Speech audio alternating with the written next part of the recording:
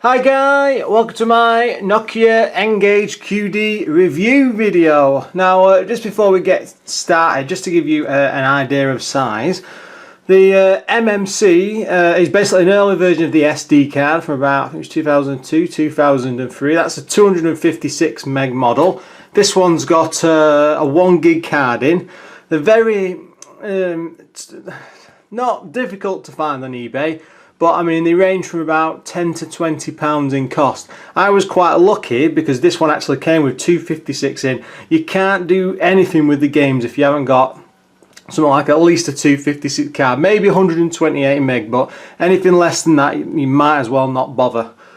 So yeah, I mean the actual system itself, in case you're wondering, I mean the battery on mine is on its way out. You can pick them up on eBay, I think for about £7 or £8 still, and they're brand new, so you still get if you wanted to even use it as a phone, if you were crazy, you'd still have the opportunity.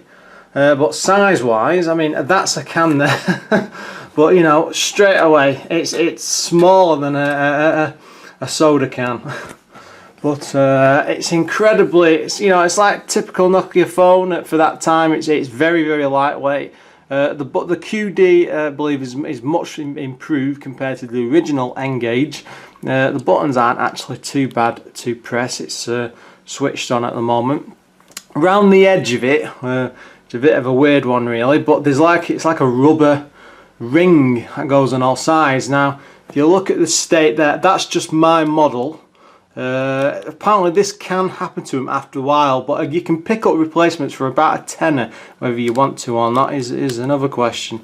But mine's been coming out. That's just the memory card slot on the bottom.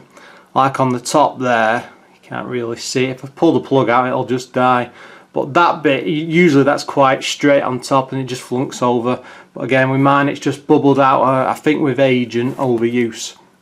Yeah, I mean power button on the side, typical button setup, nothing too amazing about that. Let's just have a quick gander on the phone. Before I do, the actual D-pad on this, I do quite like it. I mean this phone, as a phone, and I accept that, it's a terrible reputation and no surprise really. It is, the QD's an improvement over the original, but they're both pretty poor for using as phones in general. But the D-pad on this one doesn't actually feel that bad. It's like it reminds me of the Neo Geo Pocket Color in a way, just for the size and the feel of it.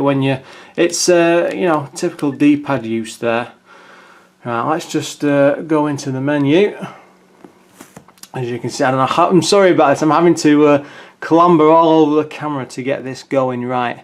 But I mean, I've put loads and loads and loads of games on there, as you can probably see. I had a right nightmare time trying to actually get these onto the bloody machine.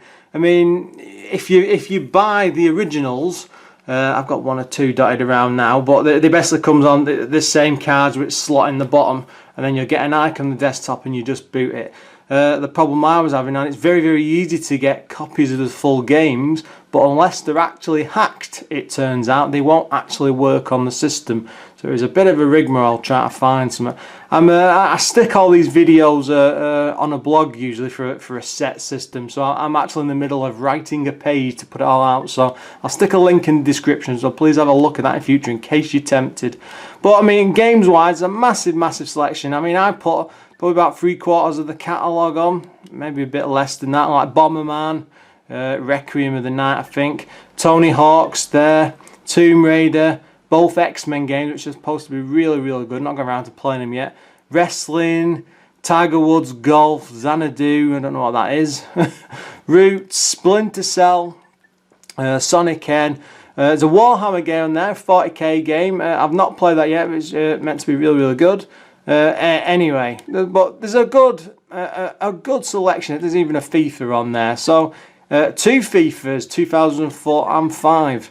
I mean, feature-wise, and what surprised me when I actually got this, I mean, it's got Bluetooth on it, and I've got a Windows 10 computer, and it's not able to find the bloody phone, which is really annoying. Because what it means is I could have just connected it with Bluetooth, which you can do on Windows 7 and 8. 8, I'm not too sure about, but.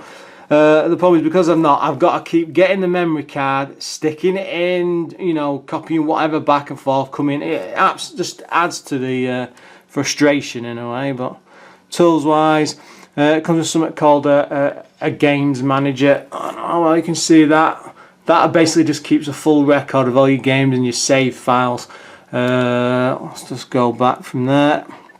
Memory management. You've got to be very, very careful because it's such old tech. This is something quite common for the time, I believe, from MMC cards and compact flash and all the rest of it. The cards can easily become corrupt, so whatever you do, if you do get one, make sure you take, when you finish, you take a full copy of the card, because all it takes is you breathe on it the wrong way or drop it too hard and you could corrupt your files.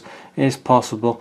But yeah, I mean, as a phone itself, like I say, it's pretty terrible. But as a gaming device, hang on, I'll just switch it off there. It's a bit slow to load and that in general, but I mean, I'm quite impressed with it so far. As with this device, it's got a terrible, terrible reputation. As a phone, it's well deserved, but for the games actually aren't all that bad. I am going to be doing full coverage. I'll try and do as many as possible. I don't know how long I'll keep this for. I'm still in the excitement stage at the moment, but I don't know how long that I'll keep for. But yeah, definitely look forward to some gameplay videos and more reviews of it. And yeah, as always guys, thanks for watching, and please look forward to another video soon.